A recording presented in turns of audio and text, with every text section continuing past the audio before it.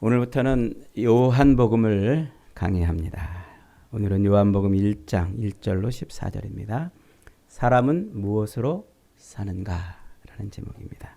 우리 제목만 한번 따라해 봅시다. 사람은 무엇으로 사는가? 여러분 무엇으로 사십니까? 톨스토이의 사람은 무엇으로 사는가? 라는 단편 소설에서 오늘 설교 제목을 따왔어요. 한 번쯤 읽어보셨죠? 학창시절에 사람은 무엇으로 사는가. 그런데 재미있게도 톨스토이는 바로 오늘 요 본문, 이 요한복음 1장의 요 본문을 읽고 자기 소설의 제목을 사람은 무엇으로 사는가 이렇게 만들었답니다.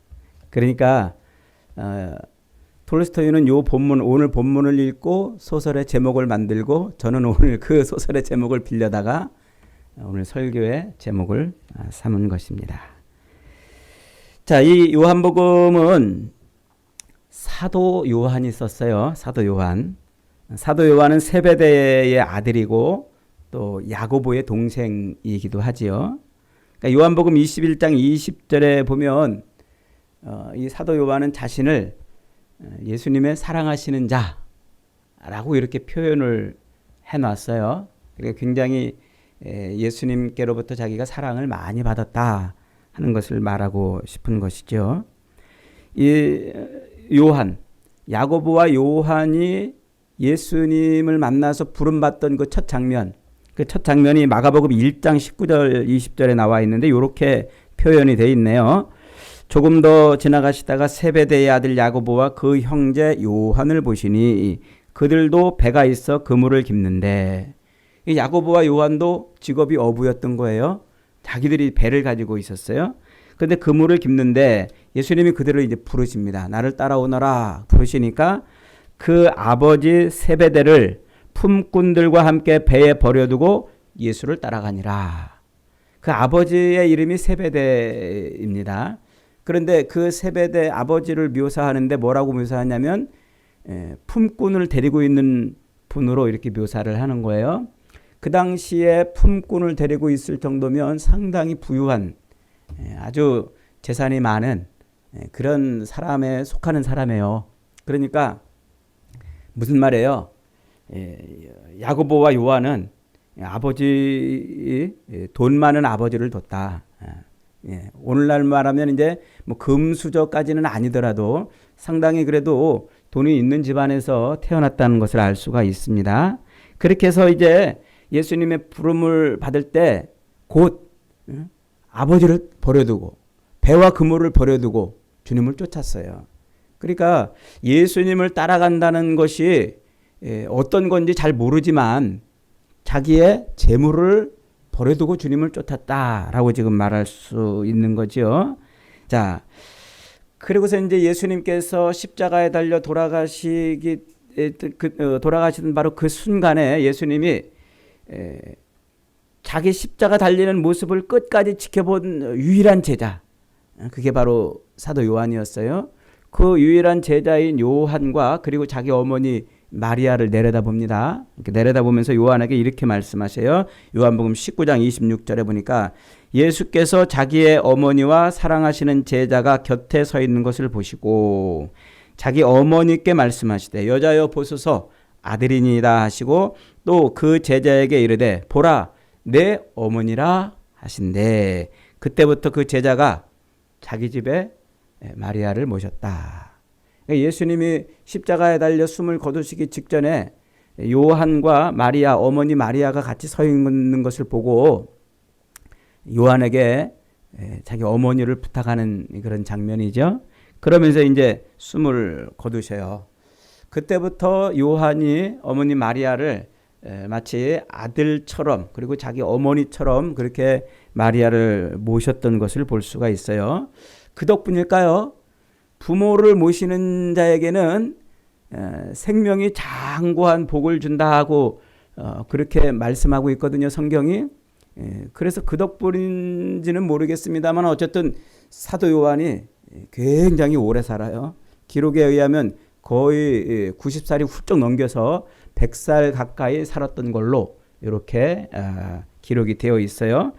그러니까 90살이 넘은 나이에 그런 나이에도 에베소 교회에서 목회를 하면서 또 예수를 증거하고 증언하다가 가장 그 박해가 심했던 도미티안 황제 때 그만 이제 잡혀가지고 반모섬이라는 곳으로 유배를 당하죠. 근데 반모섬은 지중해 그 터키 앞바다에 떠 있는 조그만 섬인데 거기는 이렇게 광물이 많이 생산되는 섬이었어요. 그 반모섬에 유배를 갔다는 것은 그곳 이 광산에 그 토굴에 거기서 광물을 캐는 그런 일에 이제 처해졌다는 거죠. 그런 말년에 그런 아주 고통스러운 말년을 이제 보내기도 합니다.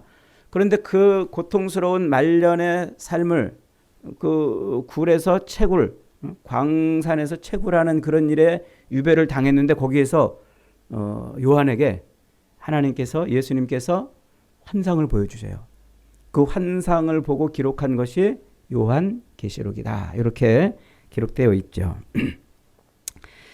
뭐 아무튼 이 사도 요한은 예수님을 만난 이후로 AD 한 85년 그리고 90년쯤에 이제 자기가 그 예수님을 증거하는 목회를 하다가 예수님을 기록하는 글을 하나 남깁니다. 그 글이 바로 요한복음이에요. 이때가 AD 한 85년 혹은 한 90년쯤 된다고 이제 이렇게 학자들은 보고 있는데 이 시점이 언제냐면 이미 마태복음이나 마가복음 혹은 누가복음이 다 기록이 된 한 20년 이상 지난 때예요. 그러니까 마태복음이나 마가복음, 누가복음이 이미 교회에 많이 회람되고 있는 때인 거죠. 그리고 이제 이때 사도 바울도 예수님을 다메섹 가는 길에서 예수님을 만나고서는 그가 순회 전도를 하면서 서신서들을 쓰잖아요. 그래서 그 사도 바울의 서신서도 상당히 많이 기록이 돼가지고 이 교회에 지금 회람이 되고 있는 때라는 거죠. 그러니까 신약 성경의 웬만한 책들이 다 기록이 돼서 교회에 회람이 되고 있는 이때 지금 사도 요한이 지금 붓을 들어서 요한복음을 기록하고 있다. 이렇게 지금 말하는 거예요. 자, 지금 이렇게 이미 복음서도 다 기록이 돼서 교회에 회람되고 있고 사도 바울도 자기가 세운 교회들을 향하여 열심히 서신을 보내고 있는 이때에 굳이 왜 사도 요한은 이 요한복음을 기록을 해야만 했을까요? 왜 기록을 해야 됐을까요? 이거 굉장히 중요한 의미가 담겨 있어요. 그 사도 요한이 목회를 하고 있는 이때 사도 바울이 돌아다니면서 교회를 세우고 그래서 교회가 막 부흥하고 있는 이때는 케린투스의 케린티아니즘이라는 소위 말하는 영지주의라는 그런 철학이 신학의 옷을 입고 교회 안으로 들어와 있던 상태입니다. 그래서 이 영지주의라는 헬라 철학이 들어와 가지고 그게 신학의 옷을 입고 교회 안에 들어와서 복음을 변질시키고 있는 바로 그런 때라는 것이죠. 근데 영지주의는 어디서부터 시작이 됐냐면 여러분이 잘 알고 있는 이 플라톤의 그 이원론에서부터 출발이 된 철학이 바로 이 영지주의 철학입니다. 이것은 한마디로 말하면 하나님은 선하신 분이고 세상은 악하다는 거예요. 그래서 이 세상을 이원론 두 가지 구조로 보는 거예요. 하나님의 그 선하신 세계, 신의 세계는 선하고 눈에 보이는 이 물질의 세계, 인간의 세계는 악하다. 이렇게 말해요. 그러니까 선하신 하나님께서 이 악한 물질의 세계를 창조하셨을 리가 없다. 하나님이 태초에 천지를 창조하시니라 이렇게 시작을 하잖아요. 그런데 선하신 하나님이 어떻게 이 악한 물질의 세계를 창조하실 수 있겠느냐? 그러실 리가 없었다. 이렇게 이제 말해요. 그러면서 그 사상의 그 철학의 가장 핵심적인 게 뭐냐면 예수님이 이 땅에 육신을 입고 오셨을 리가 없다는 거죠. 그래서 예수님이 진짜 신이신데 그분이 어떻게 더러운 육체, 우리 같은 육체를 입고 오실 수 있었겠냐? 그러실 수 없다. 그러면서 이제 예수님의 그 육신으로 이 땅에 오신 것을 부인합니다. 그런데 수많은 기록들에 보면은 예수님이 실제로 육신의 몸을 입고 이 땅에 오신 것처럼 보이잖아요. 더군다나 그때는 예수님이 살아서 함께 예수님과 동고동락했던 사람들이 아직, 사도 요한도 그렇고 아직 죽지 않은 사람들이 있었던 거예요. 그러니까 그들의 증언에 의하면 예수님이 실제로 육신을 입고 이 땅에 오셨는데 너 지금 무슨 말하는 거냐? 그러니까 이원론, 이 영지주의에서는 뭐라고 주장하냐면 가현설이라는 걸로 이제 예수님의 그 육신으로 오심을 부정하는 거예요. 가현설이 뭐냐면 가현, 나타났다는 거예요. 가짜로 나타났다는 거예요. 예수님이 진짜 하나님이신 예수님이 육신을 입고 이 땅에 진짜 육신의 몸으로 오신 것이 아니라 가짜 몸으로 가짜 몸으로 오셨다는 거예요. 그래서 예수님은 이 땅에 진짜로 오신 게 아니라 어떤 육체를 가짜로 입고 이렇게 오셔가지고 육체로 잠깐 있다가 그 가짜 십자가에 매달려 죽으실 때 그 가짜 육체를 버리고 예수님은 승천하셨다. 이런 식으로 이제 신학, 우리 기독교를 해석을 하기 시작한 것이죠. 그러니까 그런 영지주의자들의 그 주장에 대해서 사도 요한은 아니다. 예수 그리스도는 완전하신 하나님이시고 완전하신 인간이시다. 완전하신 하나님이 완전한 인간의 몸을 입고 이 땅에 오셨다. 그래서 예수님은 완전한 신이시면서 완전한 인간으로 이 땅에 오셔서 자기 뜻을 성취하신 분이시다. 그분이 그렇게 완전한 신으로 그리고 완전한 육신의 몸을 입고 이 땅에 오셨기 때문에 우리를 죄에서 구원하실 수 있는 분이셨다. 이 얘기를 지금 하고 싶은 거예요. 그래서 요한복음은 예수님의 신적인 측면을 많이 강조를 합니다. 그러면서도 요한복음은 이제 하늘과 이 땅의 세계, 플라톤의 이원론이 하늘의 세계와 이 땅의 세계는 서로 다른 그런 세계라고 그랬죠. 그래서 이 선한 영의 세계가 타락돼서 나타나는 것이 이 땅의 세계라고 그랬는데 요한복음도 그런 구조를 굉장히 강조를 해요. 그래서 하늘과 땅을 굉장히 강조하고 이 세상과 저 세상, 생명과 죽음, 어둠과 빛, 영과 육체, 이런 이원론적 구분을 많이 동원해서 이 이원론 영지주의를 차단하려고 애를 쓰고 있습니다. 그러니까 영지주의자들이 쓰는 그 언어와 그들의 철학을 가지고 복음을 설명하는 것이죠. 아주 놀라운 복음이에요. 그래서 이 구조, 지금 이 물질의 이 영의 세계는 선하고 물질의 세계는 악하다는 이 플라톤의 이 안경을 가지고 세상을 보면서 하나님을 그렇게 인식하고 있는 사람들에게 도리어 그 안경을 통해서 누구를 보여주는 거예요? 예수 그리스도를 보여주는 거예요. 그러니까 이 사도 요한은 굉장히 이 철학적으로도 아주 수준 있는 그런 사람이었던 것을 알 수가 있어요. 우리가 이제 앞으로 계속 공부하겠습니다만 사도 요한은 유대인이었어요. 유대인. 그러면서도 이 헬라 철학과 문화에 아주 능통한 사람이에요. 그 요한계시록을 읽어보면 그가 얼마나 이 문학적 기질이 굉장히 탁월한지를 알 수가 있어요. 그러니까 이제 사도 요한은 유대인이면서도 헬라 문화에 아주 익수가 있는 사람이라는 거예요. 이게 무슨 말이냐면 우리가 이제 다니엘서 공부할 때 AD 330년, BC 330년에 세계를 누가 통치했어요? 알렉산더 대왕이 BC 330년에 세계를 통치를 하죠. 그 페르시아를 정복하고서. 그래서 이제 BC 330년 이후로 그 이후로 세상은 헬라화 됩니다. 그리스화 되는 거죠. 그래서 모든 세상이 다 그리스 문화, 헬라 문화권으로 들어가는 거예요. 그러다가 이제 BC 165년에 잠깐 유대가 이제 헬라로부터 잠깐 독립을 한 100년 정도 독립을 합니다만, 그러나 그 독립을 해서도 그 유대의 그 문화, 주권을 가지고 유대 문화를 꽃피우려고 하기보다는 도리어 그 헬라에 기대 가지고 오히려 이 유다의 왕들이 헬라에 기대 가지고 어떻게 하면 좀 더 이 로마 헬라 황제들에게 좀 도움을 받고 살까, 이런 통치를 해요. 그러니까 무슨 말이냐면 유다가 헬라로부터 잠깐 독립을 했지만 도리어 문화는 어떤 문화를 더 받아들여요? 헬라 문화를 점점 받아들이는 거예요.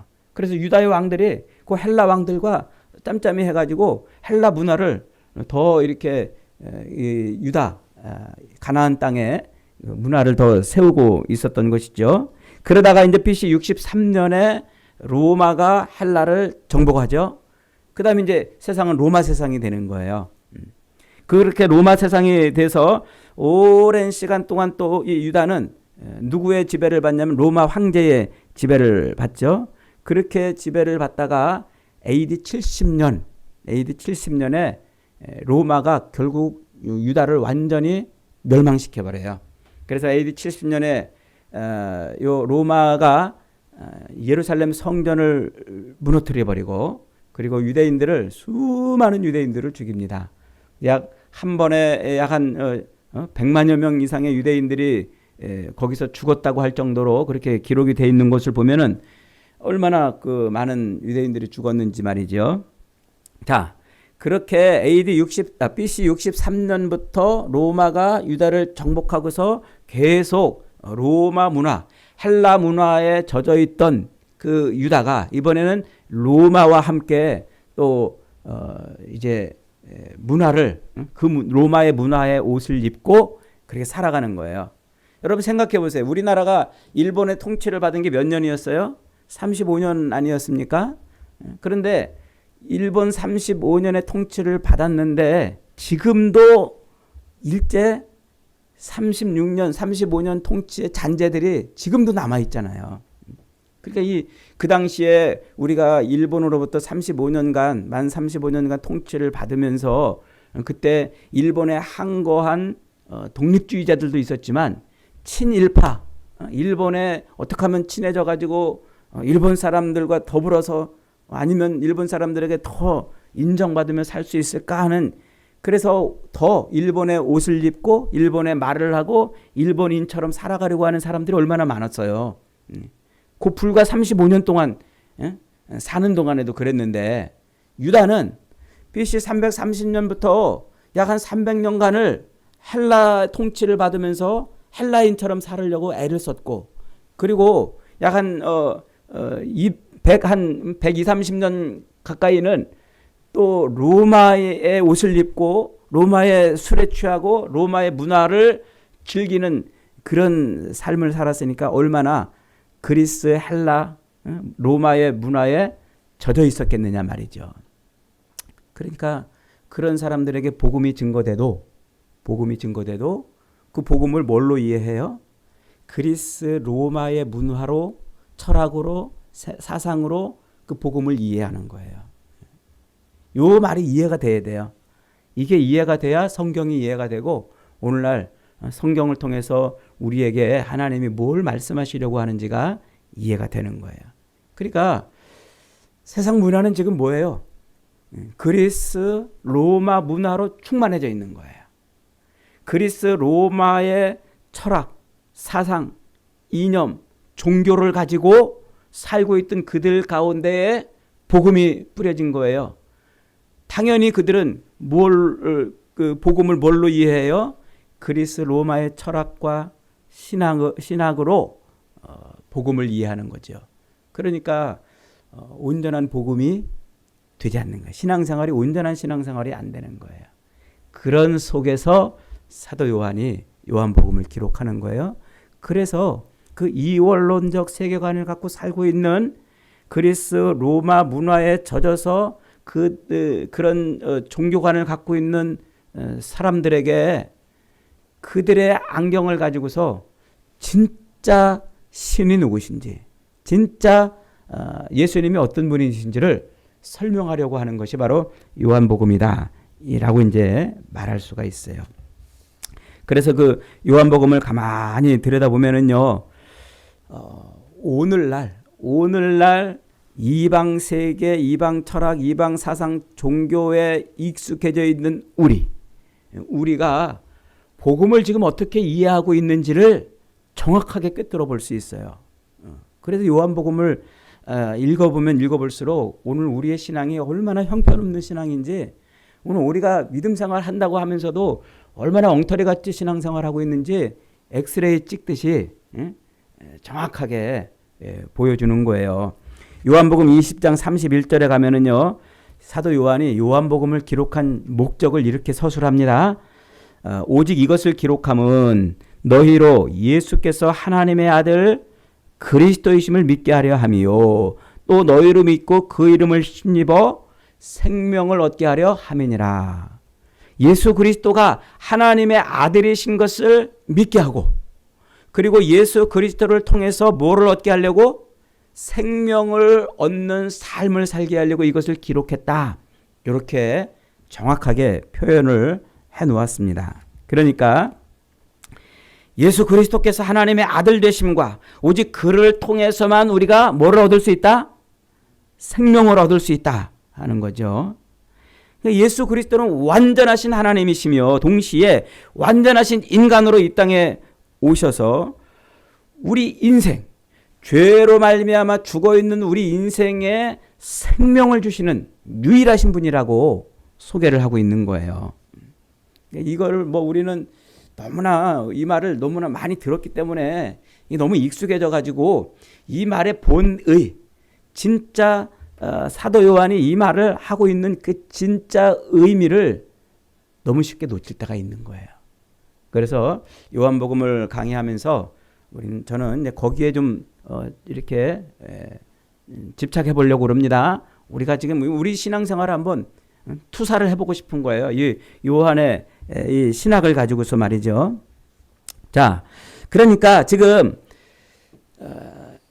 그리스 철학이 지배하고 그리스 왕들이 통치하던 세상에서, 로마 문화가 지배하고 로마의 황제가 통치하는 세상에서 그들에게서 벗어나지 않고 뭔가 그들로부터 뭔가 그래도 이 땅을 살 수 있는 뭔가를 얻으면서 살아야 되는 사람들, 그 사람들에게 지금 무슨 얘기를 던지고 싶은 겁니까? 사도 요한이, 야, 니네들 그렇게 사는 게 생명 얻는 게 아니고 예수 그리스도를 믿고 사는 게 생명 얻는 것이다. 그 얘기를 하고 있는 거예요. 그러니까 사람은 무엇으로 산다고요? 사람은 세상 이념과 철학과 세상 통치자들이 가르쳐주는 그런 것으로 사는 게 아니라 그리스도로 산다는 거예요. 따라합시다. 세상은 오직 예수님으로 살아가는 것이다. 세상의 통치자들은 뭐라고 말해요? 세상의 문화는 뭐라고 말해요? 그들이 만들어 놓은 철학, 그들이 세상을 통치하려고 만들어 놓은 이념과 사상을 따라야 산다고 세상은 그렇게 가르치잖아요. 세상의 모든 것들은 다 세상 방법을 따라 살아야 된다고 가르치잖아요. 그래서 우리도 세상 방법에 따라서 살려고 몸부림치는 거예요. 세상은 돈이 없으면 안 된다고 세상 철학은 그렇게 외치잖아요. 돈 없으면 죽을 것처럼 우리도 어느 순간부터 그 세상 문화와 세상 철학에 젖어서 돈 없으면 안 되는 것처럼, 죽을 것처럼 그렇게 몸부림을 쳐요. 그래서 돈을 벌려고 이 모양 저 모양 이렇게 뛰고 저렇게 뛰고 남을 배반하고 남을 공격하고 남을 속여서라도 내 주머니에 돈이 들어오는 삶을 살려고 몸부림치는 게 오늘 이 시대 아닙니까? 세상의 수많은 사상가들, 수많은 종교가들, 수많은 철학자들, 수많은 통치자들, 수많은 이념과 사상과 이런 것들은 세상 방법을 따라 살지 않으면 안 된다고 가르치는 그 속에서 우리에게 지금 사도 요한은 뭐라는 거예요? 그 세상 철학이 아니다는 거예요. 세상 이념이 아니다. 세상의 통치자들, 세상에 수많은 사람들이 준다고 외치는 그런 것이 아니라 오직 그리스도 예수를 통해서만 우리가 생명을 얻는다 하는 것입니다. 그러니까 우리는 사람은 무엇으로 산다? 사람은 예수님으로 산다. 1절부터 4절 다시 한번 읽어봅니다. 시작. 태초에 말씀이 계시니라. 이 말씀이 하나님과 함께 계셨으니 이 말씀은 곧 하나님이시니라. 만물이 그로 말미암아 지은 바 되었으니 지은 것이 하나도 그가 없이는 된 것이 없느니라. 그 안에 생명이 있었으니 이 생명은 사람들의 빛이라. 빛이 어둠에 비추되 어둠이 깨닫지 못하더라. 성경에서 태초에라고 시작되는 성경이 두 개 있죠. 어떤 성경입니까? 창세기와 그 다음에 요한복음. 저 뒤에 요한 1서도 하나 더 있어요. 세 권이네요. 어쨌든 사도 요한은 창세기에서 태초에라고 시작하는 그 말을 갖다가 지금 자기가 하고 싶은 얘기를 열어가는 겁니다. 태초에. 자, 이 태초에라는 말은 왜 지금 사도 요한이 태초에라는 말을 갖다가 지금 이 예수 그리스도를 설명하는 말로 시작을 하는 거 하니까 창세전부터 온 세상이 시작될 때부터 누가 계셨다? 예수님이 계셨다는 것을 지금 말하고 싶은 거예요. 그러니까 우리 눈에 보이는 이런 현실 세계가 아닌 눈에 보이지 않는 어떤 하늘의 세계, 영적인 세계, 보이지 않는 그 어떤 세계에서부터 예수님은 거기서부터 시작을 하셨다는 거예요.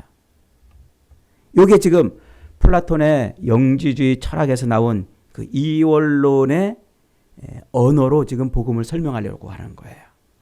그러니까 이 태초에라는 말은 플라톤의 그 이원론 철학에 의하면 하늘의 세계, 영의 세계, 그 영의 세계, 하늘의 세계, 그 세계가 유출이 돼가지고 이 땅의 세계가 구축이 됐다 이렇게 말해요.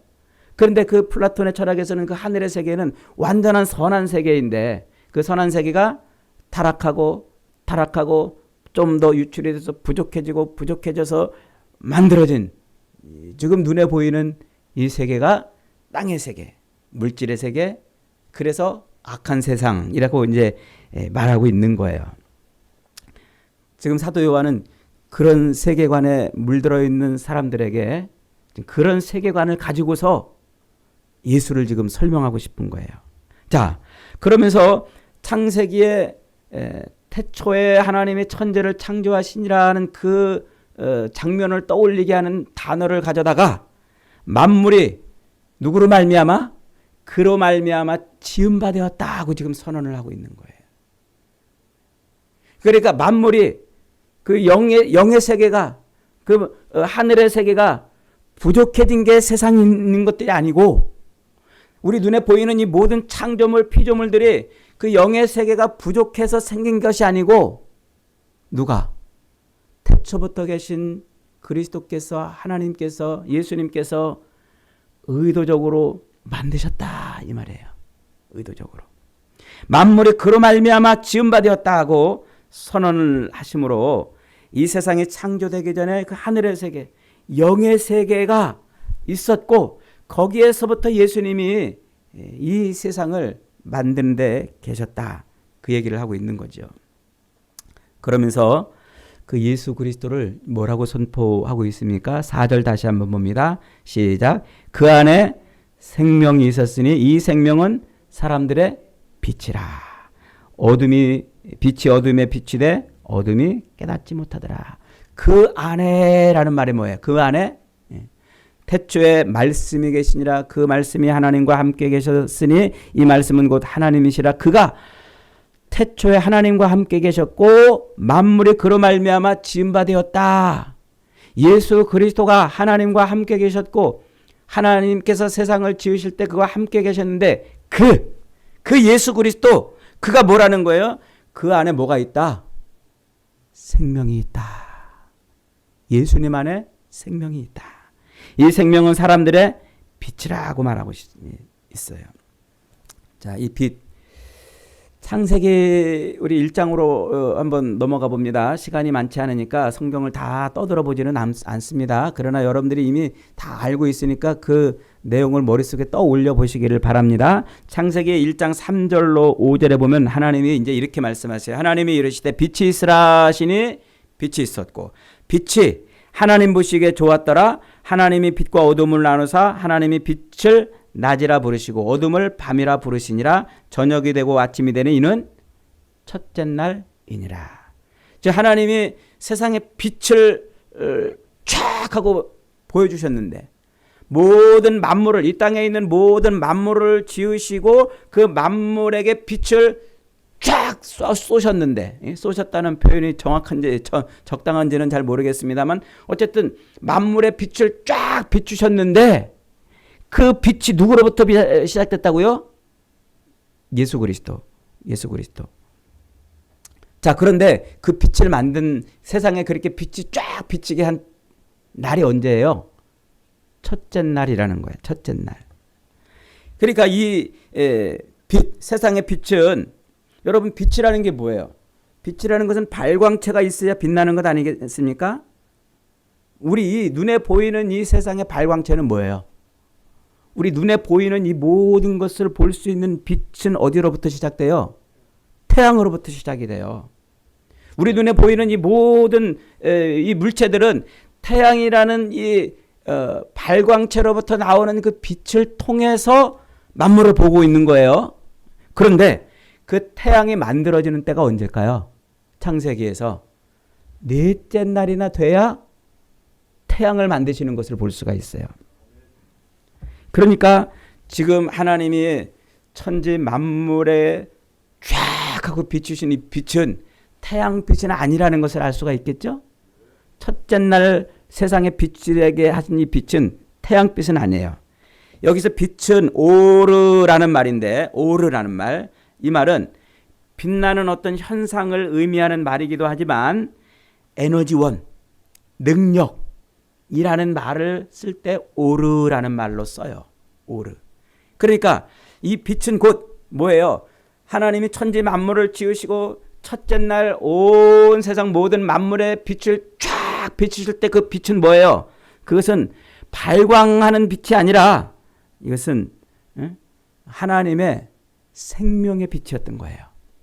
하나님의 생명의 빛. 그래서 빛이 있으라 하시니 빛이 있었다 그러잖아요. 빛이 있으라.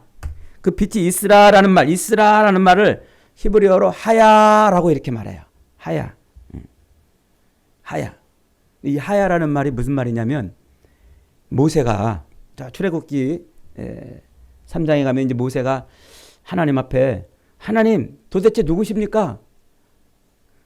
나보러 자꾸 우리 백성들한테 가가지고 우리 백성들한테 하나님이 말씀하셨으니까 우리 애굽에서 나가자 자꾸 그렇게 말하라고 그러는데 하나님이 누구신지 내가 알아야 될 거 아닙니까? 그랬더니 하나님이 모세에게 뭐라고 말씀하시면 나는 스스로 있는 자 아니라 I am that I am. I am who I am. 나는 스스로 있는 자 아니라 이렇게 말씀하세요. 그 스스로 있다라는 말이 바로 빛이 있으라 할 때 하는 하야라는 말이에요. 하야. 그러니까 창세기에 첫째 날 빛이 있으라고 말씀하실 때 그 온 세상 만물에 쫙 비춰진 빛은 뭐였던 거예요? 하나님의 존재하심이었던 거예요. 하나님의 존재하심. 여러분들이 이 정도 철학적 이해는 다 이해하실 수 있으리라고 믿고 제가 이렇게 설명하는 겁니다. 물론 엄청 쉽게 지금 설명하고 있는 거예요. 철학 시간에 가면 이런 얘기 못 알아들을 정도로 막 이상하게 그래서 질문도 못해요. 너무 어려워서. 근데 금방 이해되시죠? 무슨 얘기인지. 하나님이 세상의 모든 만물을 다 지으시고 그 첫째 날 만물을 지으실 때 그 만물의 빛을 쫙 비치신 그 빛이 뭐라고요? 하나님의 존재하심이었다는 거예요. 하나님의 존재하심. 그걸 지금 사도 요한은 그걸 깨달은 거예요. 아, 창세기 첫째 날 그 빛이 하나님의 존재였구나. 하나님의 존재였구나. 그 빛이 우리가 눈에 보이는 저 태양빛이 아니고 어디서 무슨 발광을 하는 그 발광체가 아니라 하나님의 에너지였구나. 하나님의 능력이었구나. 하나님의 빛이었구나. 인간은 그 하나님의 에너지, 하나님의 존재하심으로 사는 거구나. 그걸 지금 선언하고 있는 거예요. 시편 36편 9절에서도 정확하게 이렇게 노래하죠. 시인이 대저 생명의 원천이 주께 있사오니 주의 광명 중에 우리가 광명을 보리이다. 한번 따라해 봅시다. 대저 생명의 원천이 주께 있사오니 주의 광명 중에 우리가 광명을 보리이다. 이 한자로 번역을 해놨는데 조금 아쉬운 번역이에요. 주의 그 능력이 우리에게 있으니 우리가 주의 영광을 봅니다. 이런 뜻이에요. 그러니까 생명의 원천이 어디에 있어요? 생명의 원천이 주께 있사오니 우리가 그 주의 영광을 날마다 봅니다. 시인은 이렇게 노래를 했다는 거예요. 그러니까 이 땅에 있는 수많은 이런 만물이 존재하는 그 존재의 모습, 그 모습은 뭘 통해서만 볼 수 있다는 거예요? 빛을 통해서만 보는데 그 빛이 뭐라는 거예요? 생명의 원천이라는 거예요. 그러니까 좀 쉽게 얘기하면요, 여러분 지금 깜깜한 밤 되면 여러분 세상 만물이 보여요, 안 보여요? 네? 밤 되면 아무것도 안 보이잖아요. 칠흑같이 어두운 밤에 눈에 뭐가 보이겠어요? 그런데 태양이 싹 떠오르면은 그때서 비로소 만물이 꿈지락거리는 게 보이는 거예요. 세상에 어떤 존재들이 살고 있는지 태양이 떠올라서 비로소 보는 거예요. 그것처럼 세상 모든 만물이 하나님의 그 원천, 하나님의 능력의 빛이 있기 때문에 꼼지락꼼지락 세상에서 존재하고 있다. 이런 얘기입니다. 그러니까 창세기 1장에서 태양빛은 셋째 날이나 돼야 이 식물을 셋째 날에 만드시고 넷째 날이나 돼서 그 식물의 광합성을 위해서 이제 하나님이 태양을 만드시는데, 그런데 지금 그 태양빛이 만들어지기 이전에 하나님이 세상 모든 만물의 빛을 쫙 비추셨는데 그 빛이 뭐라고요? 그 빛이 그리스도 예수라는 거예요. 그 안에 생명이 있었으니 이 생명은 사람들의 빛이라. 그러니까 진짜 세상 모든 만물을 살아 숨쉬게 하는 존재가 뭐라는 거예요? 세상 모든 만물로 존재할 수 있는 그 힘의 원천이 뭐라는 거예요? 그것이 예수 그리스도라는 거예요. 그것이 생명의 원천이고 그것이 바로 생명의 유지장치라는 거예요. 우리는 저 식물이 광합성을 하면서 햇빛을 받아서 그 광합성으로 살아가고 있다고 알고 있잖아요. 저 햇빛이 있어야 모든 생물이 살 수 있다고 알고 있잖아요. 그런데 하나님은 뭐라고 말씀하세요? 그것 이전에 우리에게 생명을 불어넣어 주시는데 그 생명이 곧 예수 그리스도라는 거예요. 예수 그리스도. 그러니까 창세기 1장에 4절 5절에서 하나님이 빛과 어둠을 나누사 하나님이 빛을 낮이라 부르시고 어둠을 밤이라 부르시니라. 바로 그것은 전능하신 하나님이 세상을 이렇게 영의 세계와 밝은 세상 세계와 어둠의 세계로 나누셨다는 것을 말하고 있는 거죠.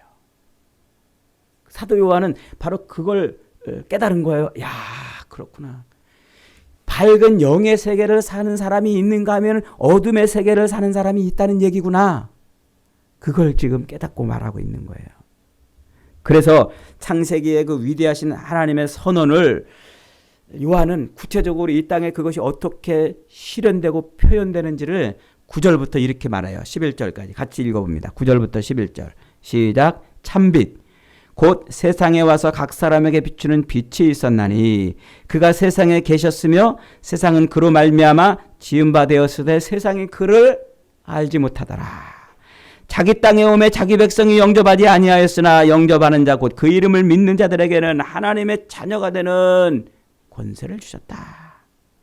감추어졌던 그 빛이 하나님이 빛을 낮이라 칭하시고 어둠을 밤이라 칭하셔서 온 세상이 빛에 속한 세상이 있고 어둠에 속한 세상이 있다는 것을 가르쳐준 그 창세기의 그 놀라운 선언을 사도 요한이 보고서 아하, 빛에 속한 세상은 어떤 사람들이고 어떤 삶을 사는 사람들이고 어둠에 속한 사람은 어떤 삶을 사는 사람들인가 하는 것을 자기 말로 다시 표현하는데 그게 뭐예요?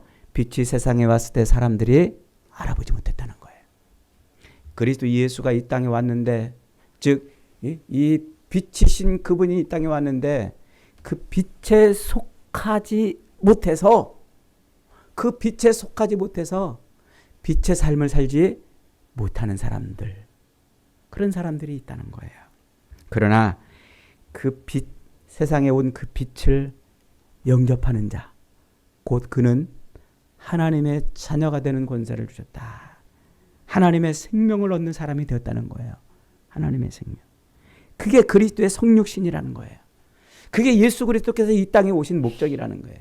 예수님이 육신의 몸을 입고 이 땅에 오셨지만은 그러나 육신의 몸을 입고 온 그분이 더러운 육체를 입고 오신 그런 게 아니라 하나님의 생명을 갖고 왔다는 거예요. 하나님의 생명. 참빛이신 예수님께서 이 땅에 오셔서 어둠을 몰아내고 그 어둠에 속한 자들을 밝은 삶을 살게 하시기 위해서 이 땅에 오셔서 그래서 그분은 그 예수 그리스도 참빛이신 예수 그리스도를 영접하면 어디에 살아요? 밝은 세상에 사는 거예요. 빛의 세상에 사는 거예요. 그러나 영접지 못하면 어둠의 세상, 어둠의 세상에 사는 것이죠. 그래서 저 요한계시록 저 끝장 22장 5절로 가면 이렇게 설명해요. 다시 밤이 없겠고 등불과 햇빛이 쓸데없으니 이는 주 하나님이 그들에게 빛이심이라 그들이 세세토록 왕노로 다르도다. 예수 그리스도를 영접하고 그 예수 그리스도를 자기 왕, 자기 주로 영접해가지고 악한 마귀가 공격하는 그 삶을 견뎌내고 이겨낸 그 사람들에게 하나님이 그들에게 영원한 빛이 되셔서 영원한 삶을 살게 하시겠다. 그 말인 거죠. 그러니까 우리 눈에 보이지 않는 그 영의 세계, 그 영의 세계에서 하나님을 대적하는 반란이 있었고 그 반란을 처단하면서도 하나님 나라를 바로 세기 위한 하나님의 전쟁이 낮과 어둠을 가르시는 그런 전쟁이 있었고 하나님은 그 어둠 가운데 있는 우리들을 밝은 빛의 세상으로 오게 하시기 위해서 빛의 근원이신 그리스도 예수를 이 땅에 보내신 거예요. 그리고 그리스도 예수를 통해서 빛의 삶을 살게 하시는 거죠. 그 모든 하나님의 빛으로 가득 찬 하나님의 나라를 만들어 가시는 그 과정을 사도 요한은 역사라 이렇게 설명해요. 이 말은 뒤에 가서 다시 한번 설명해야 되는 말입니다. 어쨌든 지금 사도 요한은 이 밝은 세상에 사는 사람이 있는가 하면 어두운 세상에 살아가는 사람이 있는데 하나님이 그 어두운 세상 가운데 있는 우리 인생들을 밝은 세상을 살게 하기 위해서 참빛을 보내주셨어요. 그 참빛이 곧 예수고 그분이 우리 인생의 생명이라. 우리 4절과 9절을 다시 한번 읽어봅니다. 시작. 그 안에 생명이 있었으니 이 생명은 사람들의 빛이라. 9절 시작. 참빛 곧 세상에 와서 각 사람에게 비추는 빛이 있었나니 그가 세상에 계셨으며 세상은 그로 말미암아 지은 바 되었으되 세상이 그를 알지 못하였고 자기 땅에 오매 자기 백성이 영접하지 아니하였으나 영접하는 자 곧 그 이름을 믿는 자들에게는 하나님의 자녀가 되는 권세를 주셨다. 여러분, 사람은 무엇으로 사는가?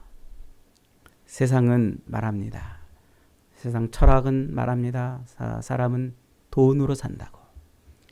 세상 이념과 사상은 말합니다.